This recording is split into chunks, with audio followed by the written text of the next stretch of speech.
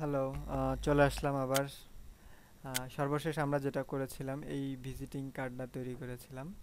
এখন এই ভিজিটিং কার্ডটা কিভাবে মকআপ তৈরি করব এটার মতো সেটা আমরা শিখব।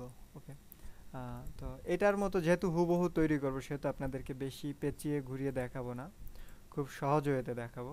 আর তার জন্য যেটা করব আমি অ্যাডোব CS6 কালেকশনে যেয়ে আমি ফটোশপটা ওপেন করব।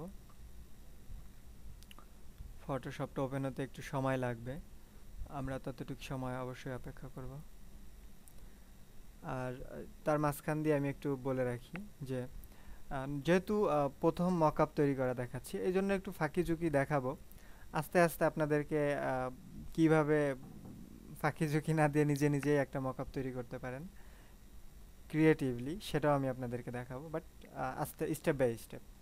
অবশ্যই আপনাদেরকে আমি একবারে 3 স্টেপ পার করে 4 নাম্বার স্টেপ দেখাবো না, কারণ তখন আপনাদের কাছে কাজগুলো বেশি হার্ড মনে হয়ে যাবে।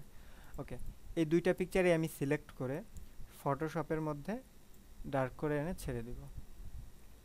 ওকে, দুইটা পিকচারই চলে আসলো। এটাকে ডাবল ক্লিক করে আনলক করব এবং এটাকে সিলেক্ট মুভ টুলের মাধ্যমে সিলেক্ট করে টেনে ধরে আমি এই পিকচারটার মধ্যে নিয়ে আসবো। তারপরে কন্ট্রোল T চেপে এটাকে আমি সিলেক্ট করব করে এইবার কন্ট্রোল চেপে ধরে আমি জাস্ট এই মাথাগুলো প্রত্যেকটা মাথা কোনাগুলো কোনায় মিশিয়ে দেব।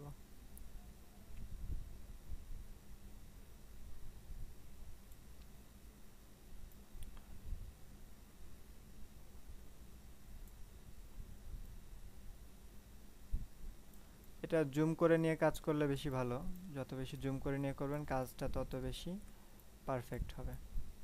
আর জুম করার জন্য হচ্ছে কন্ট্রোল প্লাস কিবোর্ডের আর কন্ট্রোল মাইনাস।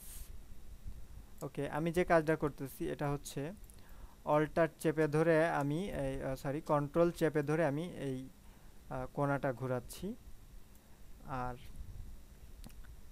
স্পেস বার চেপে ধরলে হ্যান্ড বার আসে, তারপর আমি মাউস দিয়ে মুভ করতেছি এটাকে।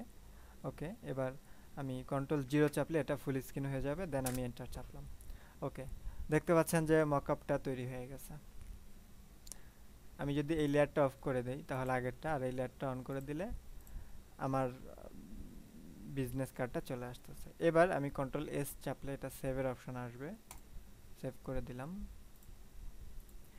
আর এটাকে পিকচার করতে চাইলে file, save for web, save জায়গা সিলেক্ট করে দিলে চলে আসবে, সেভ হয়ে গেল।